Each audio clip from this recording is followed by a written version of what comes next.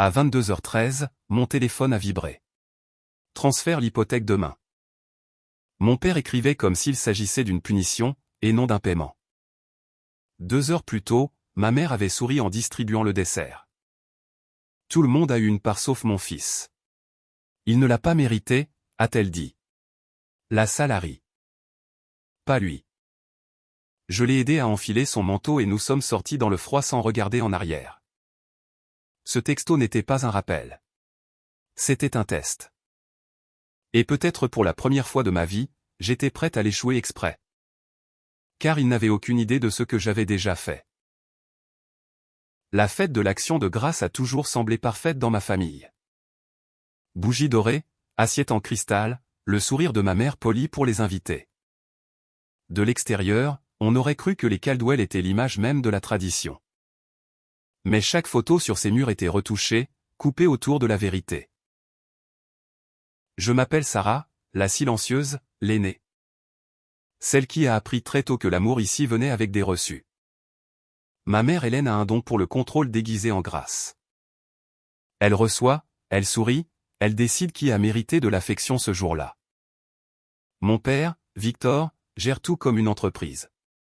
Fonds fiduciaire, hypothèque, même les émotions.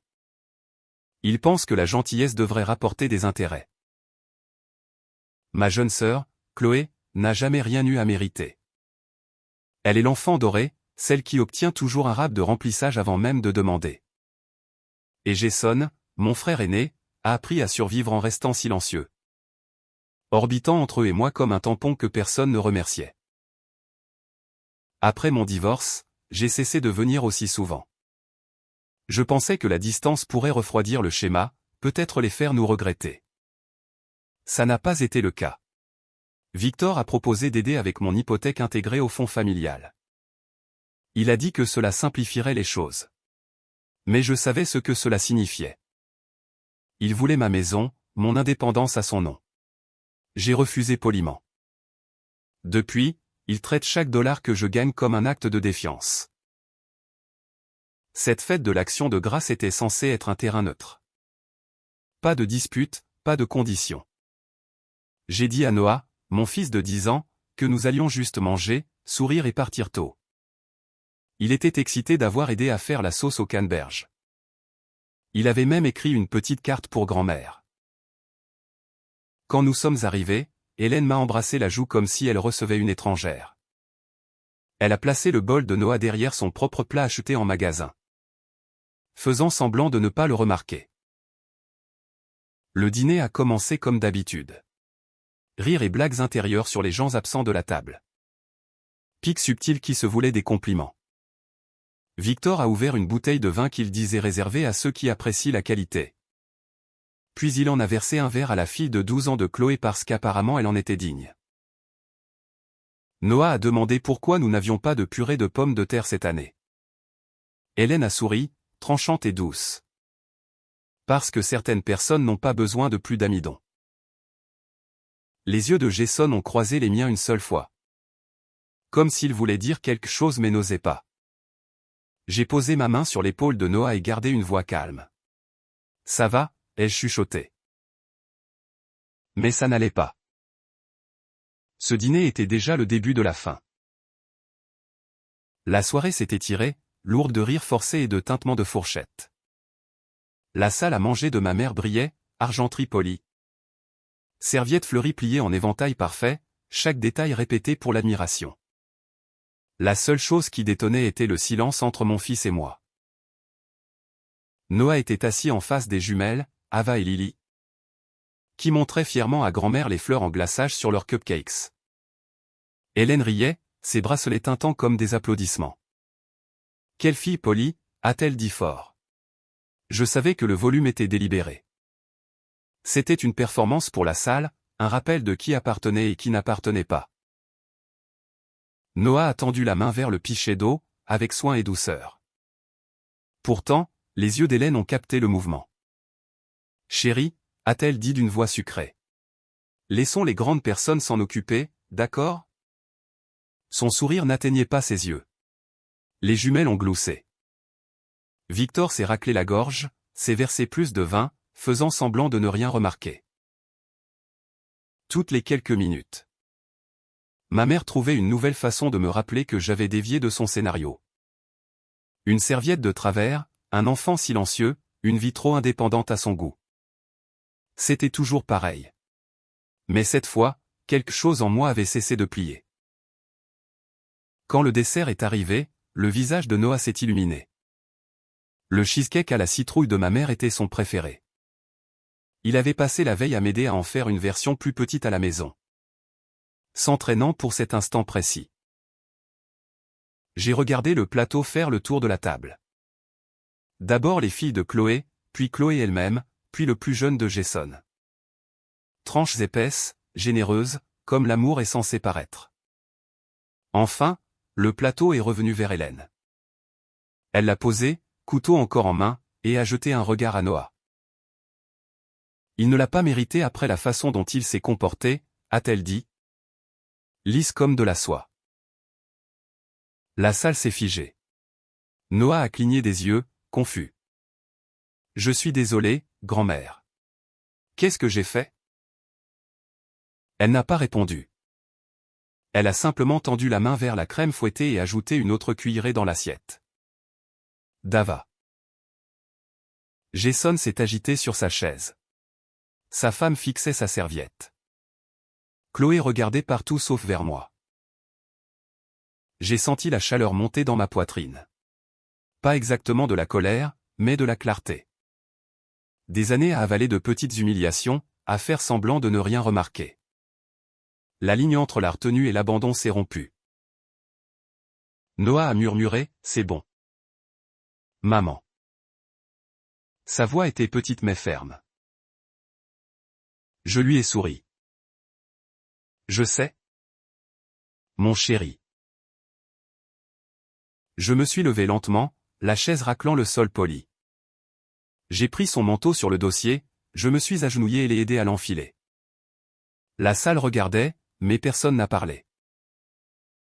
La voix d'Hélène a brisé le silence, tu pars vraiment? Je l'ai regardé, sans haine, pas même blessé, juste avec cette immobilité qui précède la tempête. Nous sommes déjà restés trop longtemps.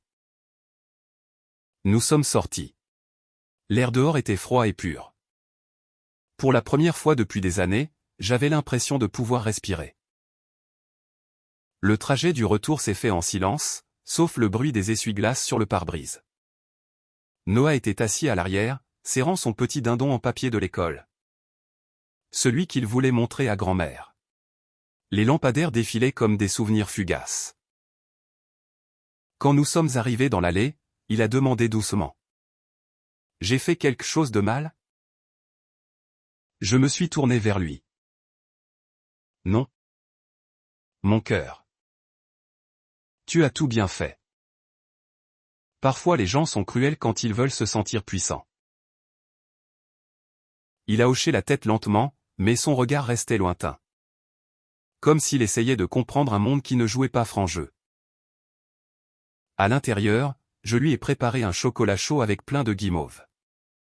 Il a souri un peu, a bu et est allé se coucher sans un mot de plus. Quand je l'ai bordé, il a murmuré, « C'est bon, maman. Je n'ai pas besoin de dessert. » Cela m'a brisé plus que tout ce que mes parents avaient dit.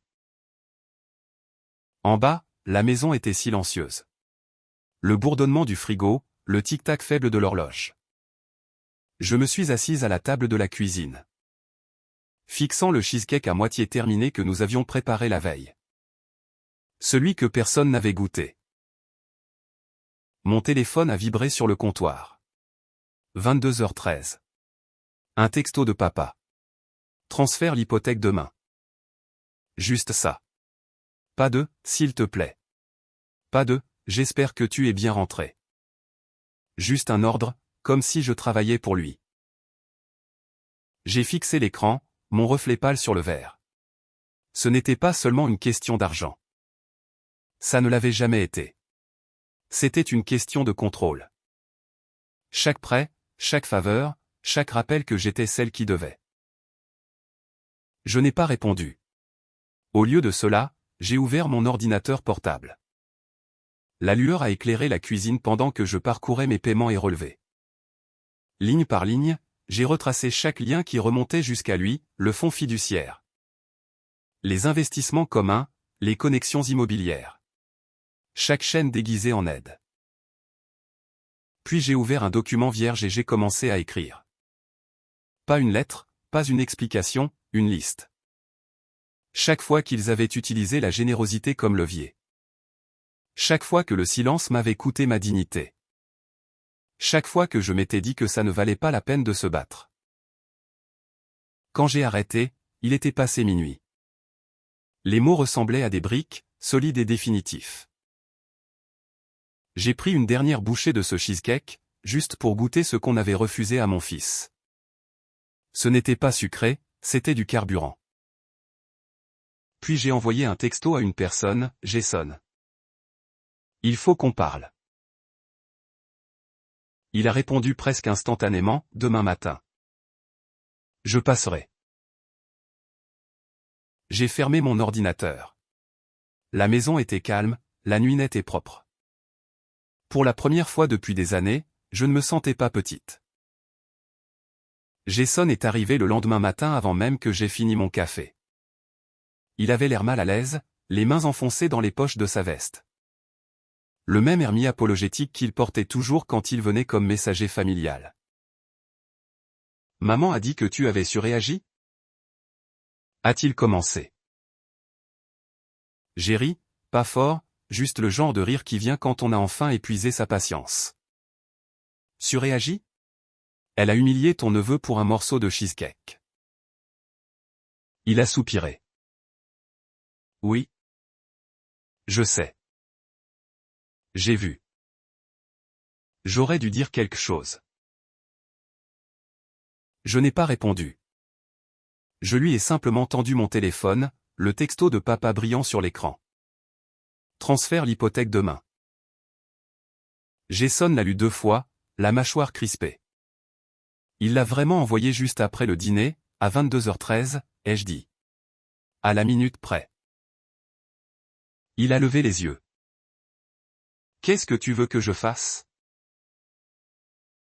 C'était la première fois qu'il posait cette question. D'habitude, il essayait de maintenir la paix, de garder ses distances. Mais quelque chose avait changé. Peut-être que voir maman exclure Noah du dessert avait brisé quelque chose en lui aussi. Je veux sortir, ai-je dit complètement. Du fond. De l'hypothèque. De tout ce qui est lié à eux. Jason a hoché la tête lentement. C'est possible. Compliqué, mais possible. Il a hésité avant d'ajouter, il y a autre chose que tu devrais savoir. Il m'a expliqué que lors du refinancement de sa maison l'année dernière, il avait vu des papiers concernant la maison au bord du lac. La résidence secondaire dont nos parents se vantaient, leur rêve de retraite. Il y a 10 ans, j'avais co-signé une partie de la compte avant mon divorce juste pour aider. Ils avaient dit que mon nom serait temporaire, jusqu'à ce que leurs finances s'arrangent. Mais personne ne l'avait jamais retiré. Donc, techniquement, a dit Jason, tu es toujours copropriétaire. J'ai cligné des yeux. Tu plaisantes. Il a secoué la tête. Et ils sont sur le point de la louer pour l'été. 5 chiffres par mois. Ils ne t'ont rien dit parce qu'ils pensaient que tu ne le remarquerais pas. Quelque chose en moi a basculé. Toutes ces années à être ignoré, diminué, traité comme un bruit de fond. Et maintenant j'avais quelque chose qu'on ne pouvait pas ignorer. Je ne veux pas de vengeance. Ai-je dit doucement. Je veux juste qu'il sorte de ma vie. Jason a croisé mon regard. Alors rendons ça légal. Cet après-midi-là, nous avons rencontré l'avocat de la famille. Le même homme qui gérait tous les biens des Caldwell depuis des décennies. Il nous a salués poliment, ignorant encore qu'il était assis au milieu d'une tempête. Je lui ai dit que je voulais séparer ma part du fonds et clôturer tous les comptes partagés liés à mon père. Jason m'a soutenu, calme et ferme. L'avocat a hésité. Visiblement mal à l'aise. Vos parents pourraient ne pas. Je l'ai coupé, ils n'ont pas voix au chapitre. Il a hoché la tête et s'est mis à taper en silence. Le bruit des touches ressemblait à un battement de cœur. Quand nous sommes partis, Jason s'est tourné vers moi. Tu sais qu'ils vont s'en prendre à toi pour ça, hein? Je sais. Ai-je répondu. Mais ils vont trouver une porte verrouillée. 3 jours plus tard, ça a commencé. 6 appels manqués de ma mère. 3 de papa. Un message vocal, tu sabotes cette famille. Sarah. Ce garçon doit apprendre sa place. Si tu continues à pousser, tu le regretteras. Sa voix était calme. Trop calme. Comme si elle lisait un script qu'elle avait répété toute sa vie. Je l'ai transmis à Jason. Il a répondu par 5 mots, on est vraiment fini cette fois. Le lendemain matin, j'ai reçu un email de l'administrateur du fonds. Objet, demande de modification en cours. Je l'ai regardé, le cœur stable, pas affolé. C'était le contrôle qui glissait de leurs mains, et je le savais. Mais mes parents n'étaient pas du genre à abandonner sans bruit. Le 7 janvier, anniversaire de Jason. C'était toujours le seul rassemblement familial qui semblait à moitié authentique. Pas de décoration, juste des pizzas, des enfants qui couraient. Des rires qui ne semblaient pas répétés. Donc, quand mon téléphone a vibré ce matin-là avec une notification de tag. Je n'y ai pas prêté attention jusqu'à ce que je voie la publication. Une photo de la maison au bord du lac décorée de lumière et de banderoles. La légende de ma mère disait, surprise partie pour notre fils incroyable. L'homme qui tient notre famille ensemble. Elle avait tagué tout le monde, Jason, sa femme, ses enfants. Pas moi. Pas Noah. J'ai appelé Jason immédiatement. Il a répondu à la première sonnerie, la voix tranchante.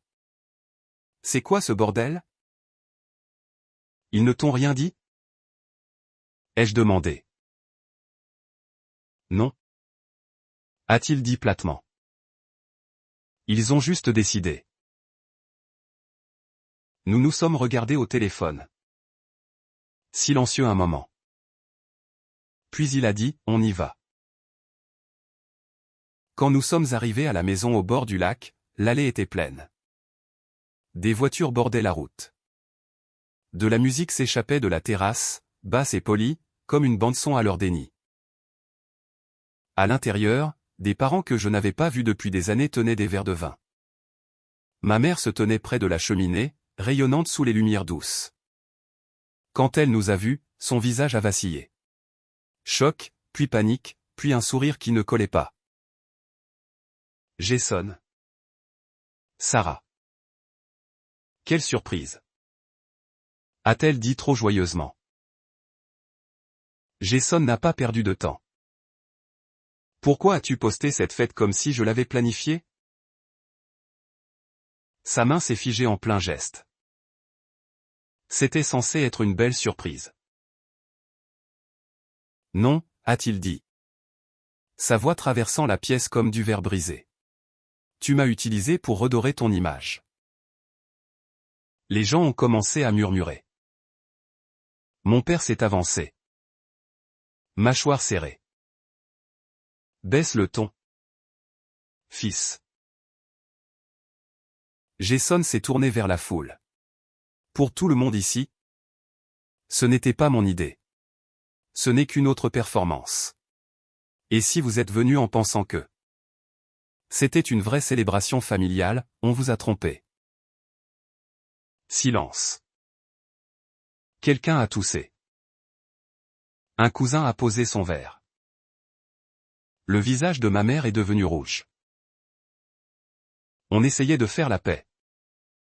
A-t-elle dit. La paix ne commence pas par des mensonges. Ai-je dit doucement. Elle m'a regardé comme si elle ne me reconnaissait pas. Tu n'as pas à faire ça ici. Si. Je dois. a dit Jason. Parce que c'est le seul langage que tu comprends, un public. Les murmures sont devenus plus forts. Quelqu'un a sorti un téléphone.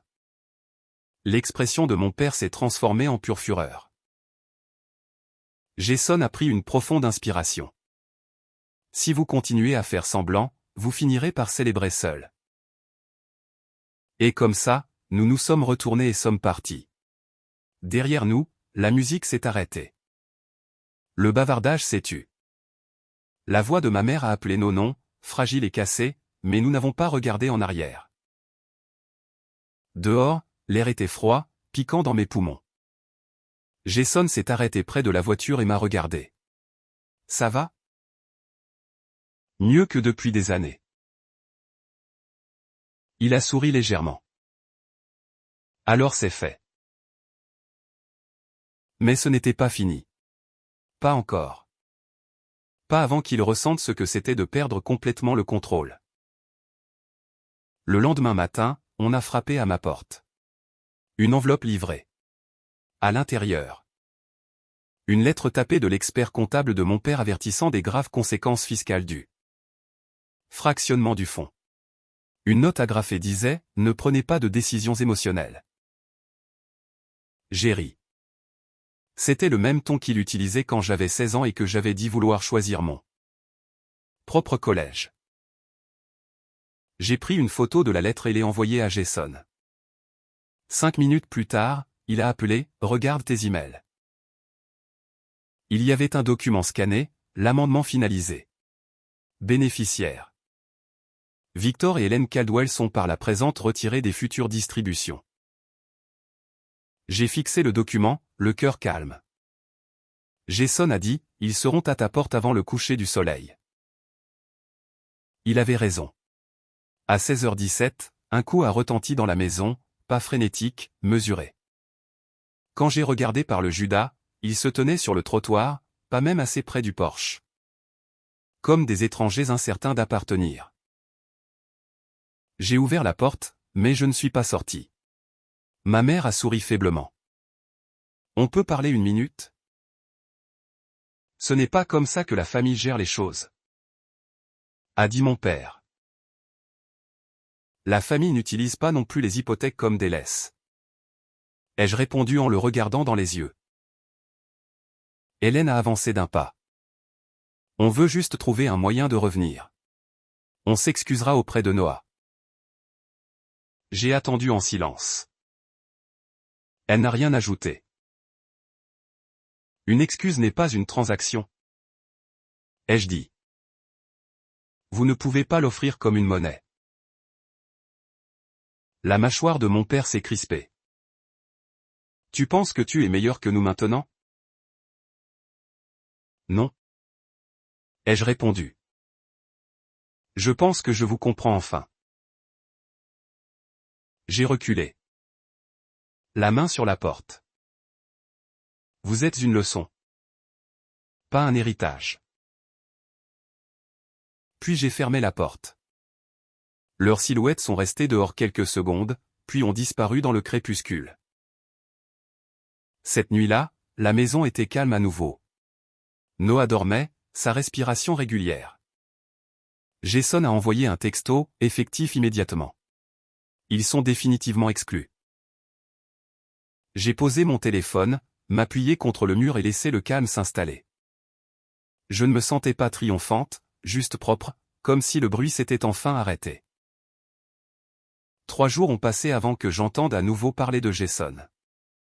Un seul texto est apparu pendant que je préparais le petit déjeuner pour Noah. C'est officiel. Fractionnement du fonds confirmé. Pas de point d'exclamation. Pas de célébration. Juste un fait. J'ai ouvert mon email et vu le document, ma part séparée. Les noms de mes parents barrés des futures distributions. Ça ne ressemblait pas à une victoire. Ça ressemblait à expirer après avoir retenu son souffle pendant des années. Cet après-midi-là, j'ai récupéré Noah à l'école. Il a couru vers moi, sac à dos rebondissant, joues rougies par le froid. On peut faire des cookies ce soir, a-t-il demandé. Bien sûr. Ai-je répondu. Nous avons passé la soirée dans la cuisine. La farine saupoudrait le comptoir. L'odeur de vanille remplissait l'air. Noah formait des étoiles et des arbres, riant quand l'un se cassait. Je n'avais pas réalisé depuis combien de temps notre maison n'avait pas ressenti cela, légère. Sans garde. Quand la première fournée est sortie, il m'en a offert un. Ceux-ci sont meilleurs que ceux de grand-mère, a-t-il dit avec un demi-sourire. J'ai presque corrigé. Puis je me suis arrêté. Il avait raison. Il l'était. Plus tard, après qu'il soit allé se coucher, je me suis assise sous le porche avec une tasse de thé. La nuit était calme, l'air assez vif pour piquer les poumons. De l'autre côté de la cour, les lumières de la maison de Jason scintillaient à travers les arbres. Nous avions dîné là la veille, juste nous, sa femme, les enfants et Noah. Pas de discours, pas de culpabilité, pas de jugement, juste la paix. Pendant le dîner, Jason avait levé son verre à « choisir la paix ». Même quand elle nous coûte du sang. Tout le monde avait trinqué, même Noah avec son jus d'orange. Maintenant, assise sous le ciel silencieux. Je pensais à tout ce que mes parents avaient essayé de construire, le contrôle, la peur. Les apparences. Ils avaient tout perdu à l'instant où j'avais cessé de jouer le jeu. Mon téléphone a vibré une fois de plus. Un appel manqué de maman. Pas de message vocal, juste le silence. Son arme préférée enfin devenue inutile. Je n'ai pas rappelé. Au lieu de cela, j'ai regardé par la fenêtre où les dessins de Noah couvraient le frigo. Désordonné, brillant, vivant. Le monde qu'elle avait essayé de rétrécir grandissait à nouveau. Ici même dans cette petite maison qu'ils avaient autrefois jugée trop petite. Pour la première fois. Le dessert n'était pas un prix à mériter. C'était juste du dessert. J'ai regardé la lumière du porche vaciller contre la neige. De minuscules flocons tournoyaient comme des cendres dans le vent. À l'intérieur, le rire de Noah flottait depuis sa chambre, doux, en sécurité. Intact par les personnes qui avaient autrefois prétendu nous aimer. J'ai pris une lente gorgée de thé et laissé le calme remplir l'espace où leur voix vivait. Autrefois.